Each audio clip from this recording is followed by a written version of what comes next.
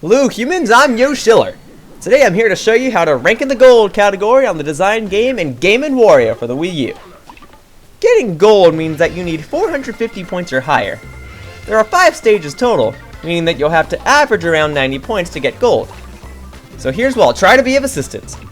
So, the first stage will always have you draw a line.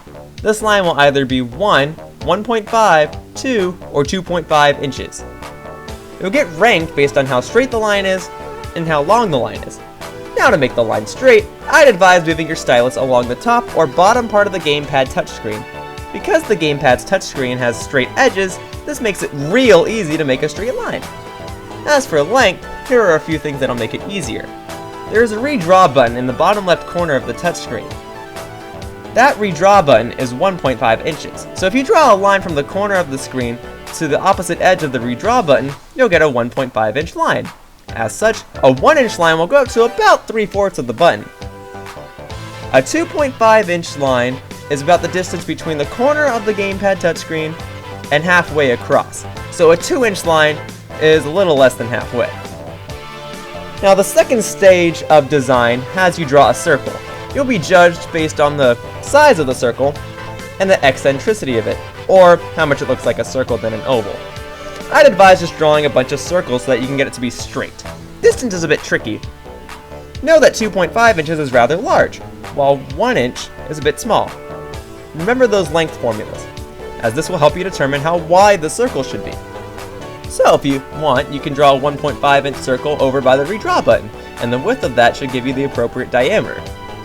Stage 3 has you draw a triangle. Each length of the triangle is the same, so you can measure the distance based on what I said earlier. So if you draw a 1.5 inch side along the bottom, you can use the length of the redraw button to do so. I'd advise drawing the base first, just so you can make it straight. Now, bear in mind that if you need to draw a 1.5 inch side that is not the base, then I'd advise going about halfway up the screen diagonally. Do not draw a base and a vertical line. Sure, the strategy could work so you get 2 straight edges, but the third length will never be the same. If you know basic geometry, this will create a right triangle, and the hypotenuse is always the longest side of the triangle, meaning that you cannot have 3 sides with the same length. For stage 4, you'll have to draw an angle. There's only so much I can say about this one, so I guess it's better just to draw an angle that's too big than one that is too small.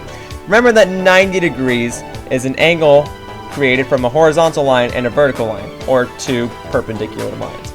So a 45-degree angle would be a horizontal line and one going diagonally from one corner of the screen to the furthest corner away.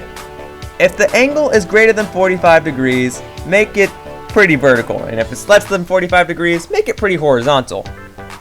The last stage, stage 5, will have you draw a squiggly line. This is a bit tricky. The width of the gamepad's touchscreen is approximately 6 inches across, so a straight line can get you that distance. However, we need to draw a squiggly line. I'd advise drawing humps, just like a typical squiggly line. If you draw humps, this will make things easier and harder though. Space the humps closely together and don't reach them too high or too low of a height. Every 2 humps should be about 1.5 inches, so plan accordingly.